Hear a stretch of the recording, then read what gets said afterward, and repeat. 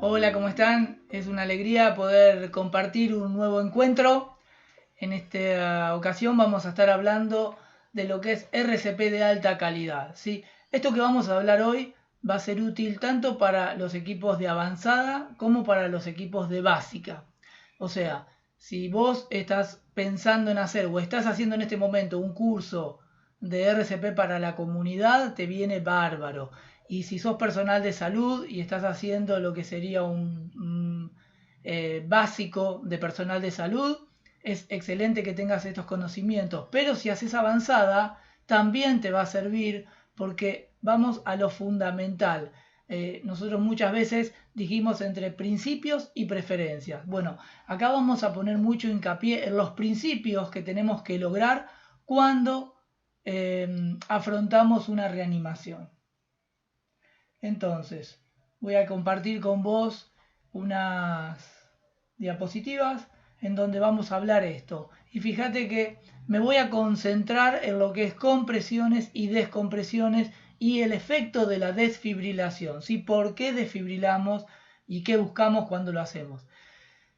Acá voy a obviar un poco lo de la seguridad de la escena. Señor, no responde, llame al 107, pido un DEA, evalúo si respira, si no respira, comienzo con las compresiones. Si soy personal de salud, evalúo el pulso, ¿sí?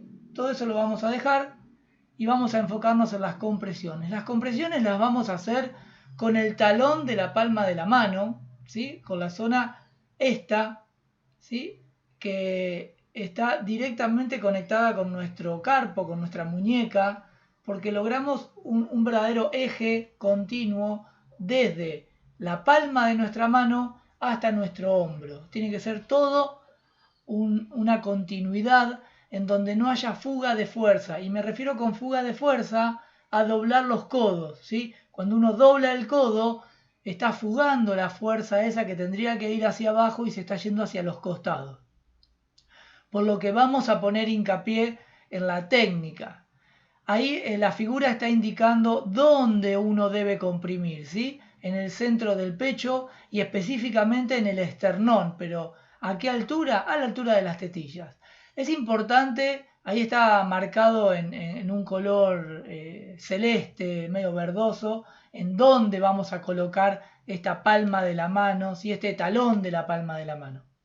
No importa qué mano sea, puede ser la mano izquierda, la mano derecha, una arriba de la otra. Sí, recomendamos entrelazarlas y tener esa pequeña conexión que hay con la punta de los dedos, ¿sí? Los pulpejos de los dedos. Fíjense que están tocando, palpando para saber en dónde estoy ubicado. Porque cuando descomprima, voy a descomprimir en forma completa. O sea, voy a dejar de tocar el pecho. Eso lo vamos a profundizar un poquito más en un rato. Estábamos hablando del lugar, ¿por qué comprimir en el esternón y no comprimir directamente del lado izquierdo, que uno supone que está más hacia ese lado del corazón? Bueno, porque las costillas justamente funcionan como si fuera una bisagra, ¿sí? O sea, una bisagra que tiene en el centro el esternón. Entonces, gracias a ese esternón, bajan y suben las costillas sin fracturarse. Si nosotros comprimimos sobre el arco de la costilla, existe mucha mayor probabilidad de que fracturemos esa costilla, ¿sí? Ojo que aún comprimiendo, depende de la edad de la persona, de la víctima, pero aún comprimiendo sobre el esternón podríamos fracturarlo, pero es menos frecuente. Más si respetamos esos 5 o 6 centímetros que nos recomiendan para hacer la reanimación. También podrían sentirse algunos crujidos que uno puede creer que fue una fractura y en realidad fue una luxación o una subluxación de la articulación que hay entre el esternón y la costilla. O sea que el hecho de sentir un ruido o un crujido no quiere decir que suspenda las compresiones. Y aún si ese ruido es porque efectivamente se fracturó una costilla, tampoco tengo que suspender las compresiones. Por supuesto que tengo que respetar el lugar que estamos marcando para minimizar el riesgo de que esto suceda, porque con muchas costillas fracturadas lo que impide es un buen retorno, ¿sí?, a la posición inicial y una menor presión negativa dentro del tórax. Vamos a la posición nuestra. Nuestra posición generalmente suele ser arrodillado, ¿sí? Frente a la víctima. Y acá tenemos dos posturas que se suelen ver.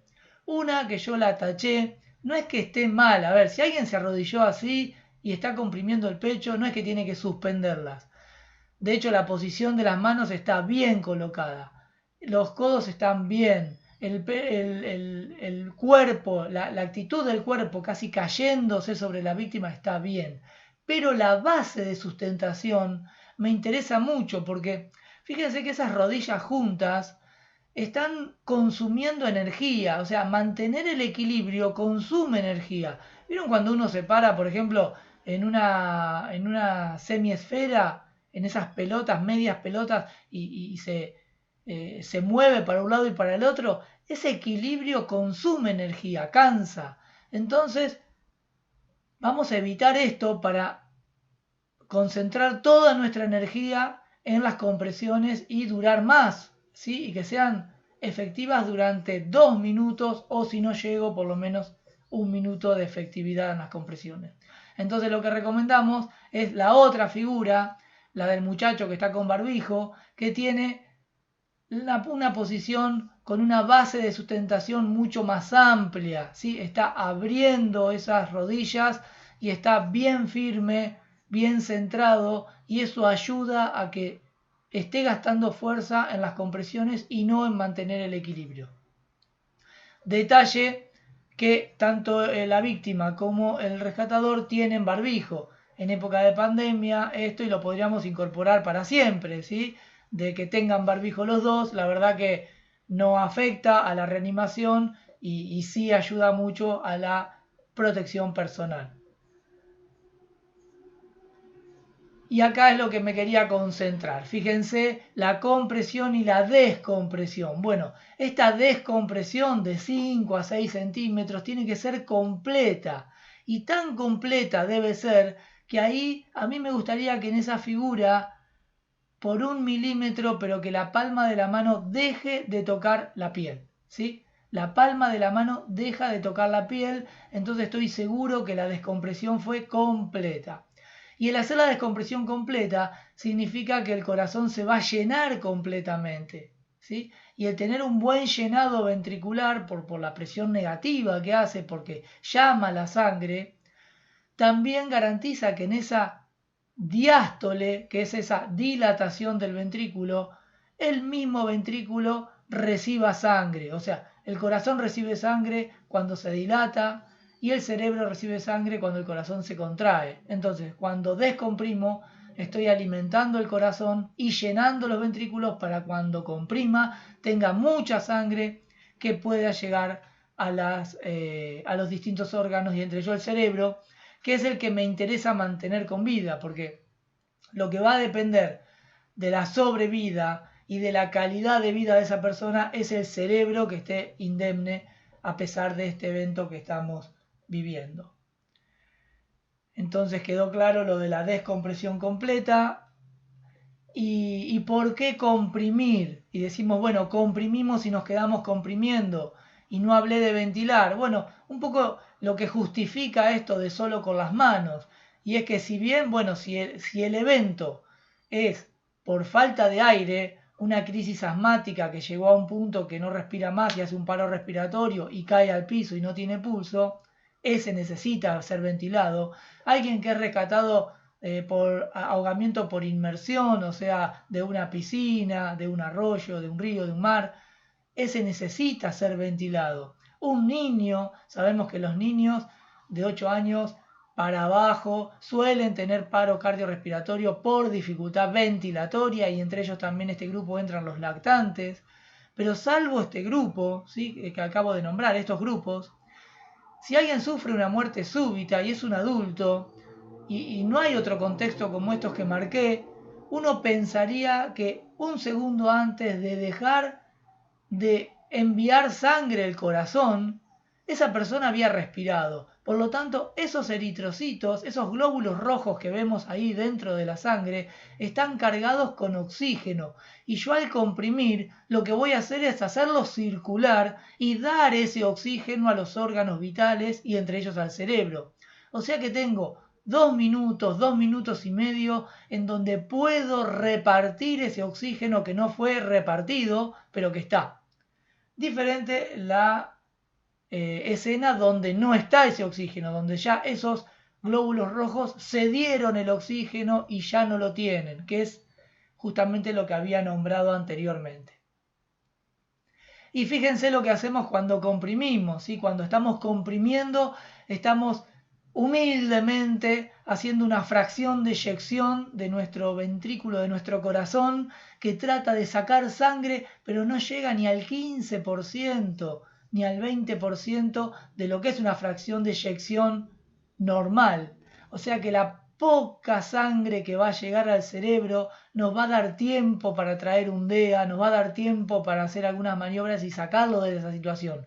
Pero de ninguna manera el solo comprimir el pecho, y estoy haciendo una metáfora entre la compresión del pecho y la bomba manual, ¿sí? Porque cuando deja de bombear el corazón, que sería la bomba automática, empezamos con esta bomba manual que no hay que interrumpirla, porque fíjense que ese cerebro recibe esa gotita pero que lo mantiene con vida. Si pasan 1 minuto, 2 minutos y el cerebro no recibe esa gotita, se muere. Por lo tanto, no tengo que suspender o tengo que minimizar ese bombeo y hacerlo lo más eficaz posible. Lo más eficaz es hundir esos 5 o 6 centímetros, descomprimir esos 5 o 6 centímetros y mantener un ritmo entre 100 y 120. ¿Sí? Hasta que llega el DEA. Cuando llega el DEA, si lo que estaba causando este paro cardiorrespiratorio era una fibrilación ventricular, el DEA lo va a revertir. Y ahí inmediatamente va a empezar a bombear en forma automática. ¿Y por qué va a pasar eso? Fíjense qué lindo, cuando el corazón bombea por su propio marcapaso, ¿sí?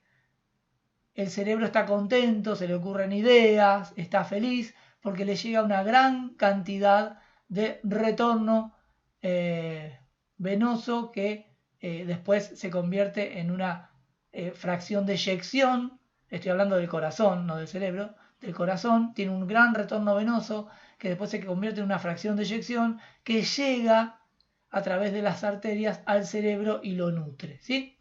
Esa sigla de retorno a la circulación espontánea es muy usada en RCP porque es un punto clave donde el paciente retorna a la circulación espontánea. Eso puede ser cuando estamos haciendo el básico o cuando estamos haciendo el avanzado.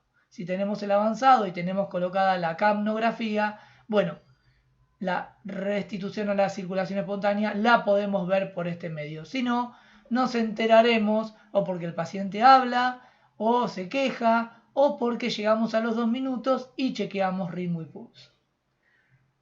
Ahora, cuando yo nombré fibrilación ventricular, ¿a qué me refería? Bueno, imagínense que este es el corazón, ¿sí? Tenemos una botella de agua, la botella está llena y está sin su tapa. Esas botellas de plástico, vieron un plástico blando. Ahora imagínense que la aprieto fuerte con las 2 manos. Eso sería una bomba normal, el corazón contrayéndose. ¿Qué va a hacer el agua? El agua va a salir y va a salir un chorro de agua y ese chorro va a perfundir a todos los órganos. Ahora la otra figura, fíjense esos dedos, ¿sí? Que son los dedos de un niño para que sea más agradable esto que estamos hablando, pero bueno, presten atención a que esos deditos, en vez de apretar todos juntos, cada uno de sus dedos, es más, cada una de las partes del dedo se muevan en forma desincronizada, ¿sí? Todo desincronizado. ¿Qué pasará con el agua? Bueno, obviamente el agua va a quedar ahí y no va a ser bombeada. Eso es una fibrilación ventricular. Imagínense, por ejemplo, como estamos viendo, que el corazón se puede ver como si fuera una bolsa llena de lombrices. ¿Y por qué? Porque cada una de las lombrices sería como una fibra muscular cardíaca, pero que se contrae en forma desorganizada. O sea, las lombrices no se ponen todas de acuerdo y se mueven todas juntitas. Es algo así. Y para llevarlo a una analogía, para comprender bien cómo funciona el DEA, quería hacerlo con una cancha de fútbol. Imagínense una tribuna, puede ser de fútbol o de cualquier otro deporte. Fíjense una tribuna, ¿no? Imaginen esta tribuna que vemos acá, que cada una de esas personas esté cantando una canción diferente. Bueno, eso sería una fibrilación ventricular. ¿Cómo hacemos para detener eso? Porque en realidad, como vimos con el ejemplo de la botella, que todos hagan algo diferente se vuelve inefectivo, no bombea sangre, esa persona está en paro cardiorrespiratorio, no respira, no habla y su corazón no bombea sangre. Lo que tenemos que hacer es justamente lograr con un parlante, y acá nos trae lindos recuerdos a los de algunas generaciones, ¿sí? Esta imagen de la película de Volver al Futuro, pero ese parlante tan gigante que tenían, imagínense que de pronto le diga a toda esta hinchada silencio y todos se callan. Una vez que todos se callaron, que esa sería la desfibrilación, la descarga. ¿Qué hace la descarga? Bueno, en esa cantidad de células musculares del corazón que se están moviendo esas fibras todas desorganizadas como una bolsa de lombrices, de pronto le decimos silencio y se callan todas y quedan quietitas.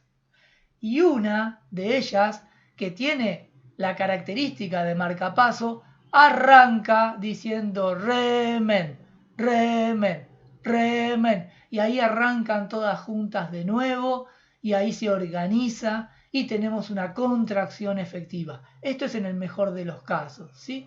Esto entonces es lo que sucede cuando hacemos una desfibrilación. Entonces, lo que quería poner hincapié en dos cosas. Primero, en no interrumpir las compresiones, porque vimos que la cantidad de sangre que le está llegando al cerebro es mínima. A esto recuerden que las primeras compresiones después de interrumpir no son efectivas. Tarda algunas compresiones hasta volver a llegar a bombear sangre. Y todo este tiempo lo sufren las neuronas del cerebro.